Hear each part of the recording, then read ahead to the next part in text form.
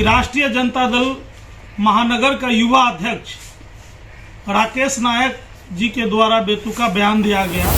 उनको चाहिए था, वो वहाँ के लोकल आदमी थे, दोनों समुदाय के बीच बैठकर माहौल को शांत करना, ना कि आग में घी जिस तरह से डाला जाता है उस तरह से घी डालने का काम वो किया है। इसका हम घोर निंदा करते हैं। उन्माद फैलाने का काम करते हैं, उन्मादी बात बोलते हैं, वैसे लोगों पे लगाम लगना चाहिए। मुरिया में बीते दिनों प्रतिमा विसर्जन जुलूस के दौरान जिस प्रकार समाज को तोड़ने वाली घटना घटी, उसने अब सियासी तापमान बढ़ा दिया है। निशाने पर भाजपा और आरएसएस के साथ राजद के एक नेता भी आ गए हैं। इसी पर ओवैसी की पार्टी के प्रदेश महासचिव मोहम्मद कलाम ने कड़ा हमला बोला है। उन्होंने राजद नेता के दिए गए बयान को उकसाने वाला बयान बताया है। इतना ही नहीं, उन्होंने राजद के शीर्ष नेतृत्व से उन पर कार्रवाई की भी मांग कर दी है। मोहम्मद कलाम ने स्पष्ट रूप से कहा कि चुनाव से पहले यह सब कुछ सुनियोजित ढंग से करवाया जा रहा है, लेकिन इस बार समाज को तोड़ने वाली राजनीति को आम जनता कड़ा जवाब देगी। देखिए, सबसे पहली बात जो है, बिहार के अंदर में और हिंदुस्तान के अंदर में जो है, हर धर्म का हर तरह का त्यौहार होता है। हर त्यौहार का दोनों समुदाय को स्वागत करना चाहिए। जैसा कि हम लोगों को सोशल मीडिया और मीडिया के माध्यम से पता चला है कि राष्ट्रीय जनता दल महानगर का युवा अध्यक्ष राकेश नायक जी के द्वारा बेतुका बयान दिया गया। यह बयान उनको नहीं देना चाहिए था, जबकि वो सेकुलर का पॉलिटिक्स करते हैं। राष्ट्रीय जनता दल का मतलब है यादव और मुसलमान, तो मुसलमानों के खिलाफ वो बोल करके इस चीज में उन्होंने हल्कापन दिखाया। उनको चाहिए था, वो वहाँ के लोकल आदमी थे, दोनों समुदाय के बीच बैठकर माहौल को शांत करना, ना कि आग में घी जिस तरह से डाला जाता है उस तरह से घी डालने का काम वो किया है। इसका हम घोर निंदा करते हैं और राष्ट्रीय जनता दल का जो शीर्ष नेतृत्व है उनसे मांग करते हैं कि वैसे व्यक्ति को जो उन्माद फैलाने का काम करते हैं, उन्मादी बात बोलते हैं, वैसे लोगों पे लगाम लगना चाहिए।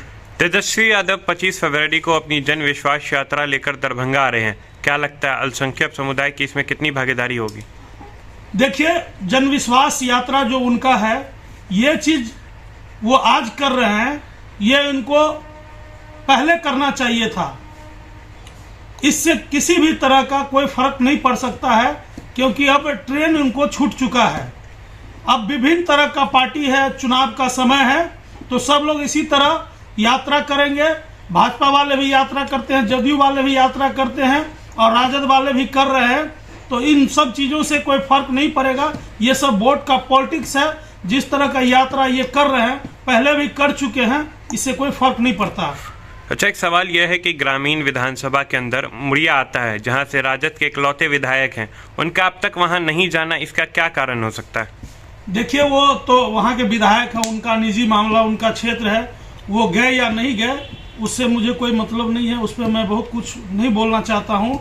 लेकिन जिस तरह से हिंदुस्तान के अंदर में, बिहार के अंदर में मुसलमानों के साथ अत्याचार हो रहा है, दलितों के साथ अत्याचार हो रहा है, पिछड़ा वर्ग के साथ अत्याचार हो रहा है, इसकी वकालत किसी पार्टी का लोग नहीं करता है। सिर्फ ये लोग वोट लेते हैं। इनकी वकालत जो है हमारी पार्टी, हमारे राष्ट्रीय अध्यक्ष बैरिस्टर असदुद्दीन ओवैसी साहब वो करते हैं। सांसद के सदन में हमारे प्रदेश अध्यक्ष अख्तरुल इमान साहब, बिहार विधानसभा के सदन में इन सभी लोगों का वकालत करने का काम करते हैं। हम लोग सड़क पे इन लोगों का वकालत करने का काम करते हैं। वहां के स्थानीय निवासी और राजद के एक नेता की भूमिका पर मुस्लिम पक्ष सवाल उठा रहा है लगातार, आप उसको कैसे देखते हैं? देखिए, जब तक मुसलमान अपने विचारधारा को नहीं समझेंगे कि आपके कदम में कदम मिलाकर कौन चलते हैं, तब तक ऐसा ही होता रहेगा। कई नेता बोल चुके हैं कि मुसलमानों का जो ये हालात बना हुआ है वो खुद अपने आप बनाए हुए हैं। इनके वकालत करने के लिए लोग खुद खड़े हैं, लेकिन ये राष्ट्रीय जनता दल यूनाइटेड, कांग्रेस पार्टी, तमाम पार्टी का पिछलग्गू बन करके बने हुए हैं, जिसके कारण ये हालात बना हुआ है। आज सभी लोग, पूरे बिहार का मुसलमान, पूरे हिंदुस्तान का मुसलमान अगर एकजुट हो जाए तो हम लोगों को किसी का पिछलग्गू बनने का कोई जरूरत नहीं है। हम खुद सक्षम है विधानसभा में जीत कर जाने के लिए, लोकसभा में जीत कर जाने के लिए। लेकिन कुछ जो वैसे नेता हैं जिनका राजनीति हाशिए पे चला गया, वो राष्ट्रीय जनता दल में भी है, वो जदयू में भी है, वो कांग्रेस पार्टी में भी है, ये लोग वकालत करके मुसलमानों को वर्गला करके जो है वोट को चितिर वितिर करने का काम करते हैं, पार्ट पार्ट में बांटने का काम करते हैं। मुसलमानों को चाहिए था जिस तरह एक साथ हम लोग मस्जिद में नमाज पढ़ते हैं, जिस तरह एक साथ हम लोग जनाजा में जाते हैं, जनाजे की नमाज पढ़ते हैं, उसी तरह एक साथ जो है मुसलमानों को चाहिए था बैरिस्टर असदुद्दीन ओवैसी साहब के कदम में कदम मिलाकर चलने के लिए। तभी जाकर के जो है मुसलमानों का, हम बार बार अपील करते हैं मिथिलांचल के मुसलमानों को कि आप किसी का न सुने, आप सिर्फ, आपके पास में विकल्प आ चुका है, पहले आपके पास विकल्प नहीं था। इस वजह से आप इस बार 2024 और 2025 में आपको बीजेपी को हराने के लिए वोट नहीं करना है, आपको सिर्फ अपना जीतने के लिए वोट करना है। तो एमआईएम का साथ दे, एमआईएम के हाथ को मजबूत करे।